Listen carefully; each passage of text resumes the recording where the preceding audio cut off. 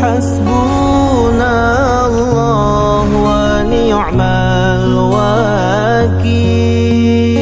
Kalau masalah salafi wahabi ini istilah, ya Allah, ini fitnah teman-teman sekalian. Ini fitnah. Dari mana istilah wahabi ini, dari mana istilah salafi ini? Ini fitnah. Setiap sebagian teman-teman kita yang berpegang pada sunnah Nabi SAW sering mengatakan kita kembali kepada pemahaman salaf. Pemahaman salaf maksudnya sahabat. Salaf itu orang terdahulu. Dikatakan pesantren salafiyah, pesantren yang dulu, tradisional gitu kan.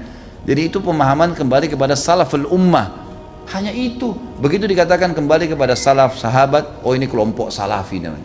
Nisbatkan. Dari mana ini penisbatan ini gitu kan? Kemudian wahabi. Apa wahabi ini? Dari mana istilah ini? Ini keluar dari mulut orang-orang yang tidak bertanggung jawab. Kalau kita lihat cirinya orang wahabi, yang dianggap wahabi orangnya berjenggot, jalankan sunnah Nabi. Kalau sholat ke masjid, istrinya pakai tutup aurat. Ya, di rumahnya jauh dari perbuatan dosa. Ini nih kelompok nih. Diolok-olok wahabila ini. Oh ini wahabi ini suka tolak salawat, suka tolak zikir, suka tolak doa. Karena yang bilang orang-orang yang pernah belajar di Saudi teman-teman benci sama zikir itu siapa? Anda yang fitnah itu. Gimana caranya?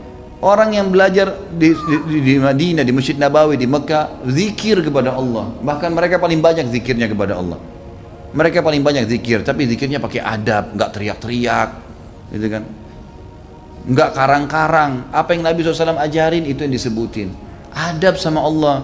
Subhanallah, subhanallah. Dilakukan, bukan tidak dilakukan.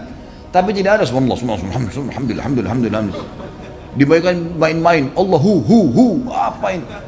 Ini apa ini? Ini kalau zaman Umar sudah diketuk semua kepalanya nih. Ngarang-ngarang gitu kan. Oh ini benci sama doa. Siapa yang bilang benci doa teman-teman sekalian? Antum nggak dengar tuh bagaimana Syekh Sudes berdoa sampai hampir 1 jam kalau sholat kunut? Itu dikatakan tuh, itu pentolannya wahabi katanya. Baik berdoa kunut 1 jam sampai orang semua pada menangis seluruh dunia, antum bilang itu wahabi? Ini subhanallah ini. Benci doa itu namanya ajib. Sesuatu yang aneh gitu. Bagi saya tuduhan-tuduhan yang tidak beralasan sama sekali, nggak beralasan nih. Yang penting dari Saudi wahabi, gitu kan. Saya sampai waktu mau berangkat ke Saudi, awal saya mau belajar tahun 90, teman-teman ayah saya sempat titip pesan dari kota Makassar, Khalid, nanti kamu ke Saudi, ambil ilmunya tapi jangan jadi wahabi. Baik, saya berangkat 6 bulan pertama teman-teman sekalian, semua guru yang masuk saya ketakutan lihat. Ini wahabi nih. Apa ini wahabi nih? Mau yang menakutkan ini. Kena wanti-wanti begitu. Lama-lama setelah guru masuk, setiap guru masuk di Madinah, wallahi saya bersumpah atas nama Allah teman-teman sekalian, tidak pernah ada sebutan nama wahabi. Saya tidak pernah dengar kata-kata wahabi dari mulut mereka. Wallah, yang ada cuman qala Allah, qala Rasul. Allah berfirman, Rasulullah bersabda. Wallahi, saya sumpah di sini, di masjid ini memang begitu ajarannya. Begitu ajarannya, qala Allah, qala Rasul. Qala Allah, qala Rasul selalu. Atau diikuti dengan penjelasan Ibnu Abbas, sahabat, Ibnu Umar, sahabat. Nih pemahamannya mereka, ini pemahamannya sahabat tentang ayat ini, tentang hadis ini. Itu yang kita pelajarin. Dan kalau ada masalah fikih didatangkan 4 madhab semua. Imam Syafi'i bilang begini, ini dalilnya. Imam Ahmad bilang begini, ini dalilnya. Imam Malik bilang begini, Abu Hanifah begini, dalilnya. Jelas, semuanya begitu. Setelah 6 bulan saya berpikir, kok saya harus ya takut dengan orang-orang seperti ini ilmu semua disampaikan, gitu kan? Ilmu semua. Dan bagaimana mempertemukan antara ambil ilmunya, jangan jadi wahabi. Bagaimana memahami? Saya nggak nyambung gitu. Gimana caranya? Gitu. Teman-teman sekalian, saya kasih jawaban secara akal sehat. Rasulullah SAW lahir di mana? Di Mekah. Ya, 13 tahun fase turunnya ayat-ayat Makkiyah di mana? Di Mekah. Baik, setelah itu Nabi SAW hijrah ke Madinah. Berapa tahun Nabi di Madinah? 10 tahun. Sampai meninggal kan? Kuburannya ada di sana. Demi Allah, Mekah sama Madinah markas Islam. Ada orang mengatakan itu markas Wahabi, markas ini tempat Nabimu lahir dan mati. Kok gimana sih?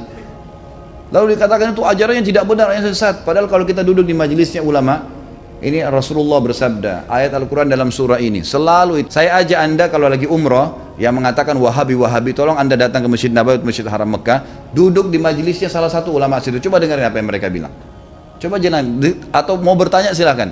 Pasti mereka jawab, hukumnya qala Allah, Allah berfirman surah ini, Rasulullah bersabda begini. Itu isinya. Itulah yang mereka bilang Wahabi. Ini kemurnian agama teman-teman sekalian. Dan kalau anda tidak pertahankan kemudian agama, lalu siapa yang mau pertahankan? Ini aneh sekali gitu. Ini luar biasa, sebenarnya harus diluruskan. Mudah-mudahan Allah berikan hidayah ya. Banyak orang Islam yang tidak faham, ya, dia kukunya masih panjang, sholatnya masih Senin Kamis, ikut-ikutan Wahabi juga. Bukannya belajar, bukannya nanya, malah ikut-ikutan. Ini fitnah di tengah-tengah kaum muslimin. Kata Nabi SAW, Yahudi terpecah 71 golongan, Nasrani 72, umatku 73, semuanya di neraka. Masuk mampir neraka dulu, nanti masuk surga iya. Kecuali satu, nggak pakai lewat neraka masuk surga. Kata para sahabat sudah tanya, siapa itu ya Rasulullah? Apa kata Nabi? Yang berpegang pada sunnahku dan sahabatku. Nah ini yang selalu ditunjuk Salafi, Wahabi, ini yang selalu berkata Rasulullah bersahabat. Ini orang yang berpegang pada kemudian Islam. Teman-teman sekalian, berhenti dalam masalah istilah-istilah seperti ini. Ini bahaya, memperpecah umat dan macam-macam. Maka teman-teman berhenti dari fitnah ini. Kita ikut-ikutan, ini dikatakan teroris, oh kita juga ikut-ikutan teroris semua. Ini garis keras, ini kita katakan garis keras. Belajar. Kita punya mata bisa melihat, telinga bisa mendengar, hati bisa berpikir, bisa merenungi. Dengar dong dulu, gitu kan? Apa yang disampaikan? Kalau disampaikan benar, terima. Kan itu. Teman-teman yang dituduh dengan istilah ini hanya betul-betul kembali kepada kemudian Al-Quran dan Sunnah. Itu. Coba hadiri pengajiannya pasti selalu kalau Allah, kalau Rasul. Kalau Allah, kalau Rasul. Ini ajaran Islam teman-teman. Gak pernah ada perkataan kata kiai saya, kata guru saya, kata gini, kata gitu. Gak pernah. Anda boleh ikuti ceramah saya, kalau saya pernah katakan ini kata si fulan ini sudah jauh. Kalau Allah, kalau Rasul. Ada tanggapan ulama yang merincikan mungkin atau menyampaikan, itu mungkin. Ini Allahu a'lam.